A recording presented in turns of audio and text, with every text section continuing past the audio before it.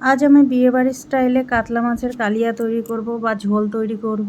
নমস্কার বন্ধুরা, ঝর্ণা ঝুমা কিচেনে সবাইকে স্বাগত। আজ আমি কাতলা মাছের কালিয়া তৈরি করব। তার জন্য দেখেন এখানে 5 পিস মাছ নিয়ে নিয়েছি আর ভালো করে ধুয়ে পরিষ্কার করে নিয়ে নিলাম বাটিতে। তারপরে দিয়ে দিলাম এখানে নুন দিয়ে দিয়েছি, হলুদ গুঁড়ো দিয়ে দিলাম, তারপরে আমি দিয়ে দিলাম সামান্য একটু সর্ষের তেল দিয়ে মাখলে কি হবে, মশলাটা বেশ গায়ে ভালো করে মাখে। দিয়ে দিলাম সামান্য একটুখানি লঙ্কার গুঁড়োটা চাইলে আপনারা স্কিপ করতে পারেন, দিলে কিন্তু ভালোই লাগে। তারপরে আমি ভালো করে মেখে নিয়ে নিলাম। ভালো করে দেখেন আমি হাত দিয়ে মেখে নিয়ে নিয়েছি আর খুব সুন্দর করে মাখা হয়ে গেছে। হাত দিয়ে মাখলে কিন্তু মাখাটা খুব সুন্দর হয়, মশলা ভালো করে লাগে। তো দেখেন এইখানে আমি কড়াইতে সর্ষের তেল ভালো করে গরম করে নিয়েছি, আর তেলটা একটু ভালো করে গরম করে নিতে হবে, নালে কিন্তু মাছ লেগে যায়।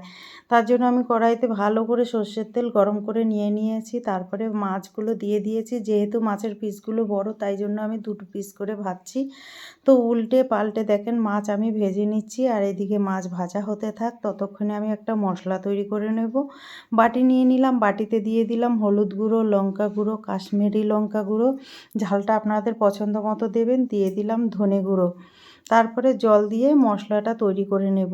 এইগুলো যদি আপনি গুঁড়ো দিতে যান তাহলে জ্বলে যাবে, সেই জন্য আমি একটু জলে গুলে দিয়ে দিচ্ছি, তাহলে ঝোলের কালারটাও ভালো আসবে আর মশলার টেস্টও ভালো থাকবে। তো দেখেন মাছ আমার ভালো করে ভাজা হয়ে গেছে, এখন আমি তেল থেকে সেঁকে তুলে নিচ্ছি। এইভাবে সব কয়টা মাছ আমি ভেজে নেব। যেই মাছগুলো বেঁচে ছিল সেই মাছগুলো আমি ভেজে নিচ্ছি এখন। এইভাবে উল্টে পাল্টে মাছগুলো কিন্তু ভেজে নেব। তো আমার দেখেন মাছ সব ভাজা হয়ে গেছে, তো তেল থেকে সেঁকে আবারও তুলে নিচ্ছি।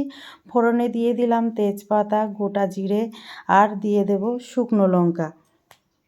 সামান্য একটু চিনি দিয়ে দিচ্ছি, চিনি দিলে তেলের কালার বা ঝোলের কালারটা খুব সুন্দর আসে। এইখানে যেই মশলাটা আমি গুলিয়ে রেখেছিলাম সেটা তেলের উপরে ছেড়ে দিয়েছি।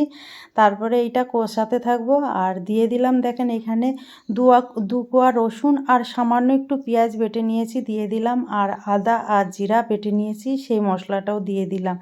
দিয়ে এখন নেড়ে চেড়ে ভালো করে কষিয়ে নেব। আর মশলাগুলো আলাদা আলাদা কষালে কিন্তু টেস্টটাও কিন্তু আলাদা আলাদা হয়, বেশ ভালোই লাগে। আর এখানে 2টো টমেটোকে আমি পেস্ট করে নিয়েছি, দিয়ে দিলাম টমেটো পেস্ট, আর টেস্ট হিসাবে দিয়ে দিলাম নুন, দিয়ে ভালো করে কষিয়ে নেব। আর এখানে দেখেন পোস্ত, কাজু আর কিশমিশ একসাথে বেটে নিয়েছিলাম, সেটাও দিয়ে দিলাম, দিয়ে সব মশলার সাথে কষিয়ে নেব একসাথে। আর মশলা খুব ভালো করে কষাতে হবে।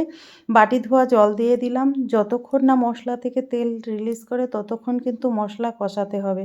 আর এই মাছের ঝোলের রেসিপিটাতে কিন্তু যত ভালো কষানো হবে মাছের মশলাটা, তো ততই বেশি কিন্তু খেতে টেস্টি হয়, নালে কাঁচা গন্ধ বেরোলে কিন্তু খেতে ভালো লাগবে না।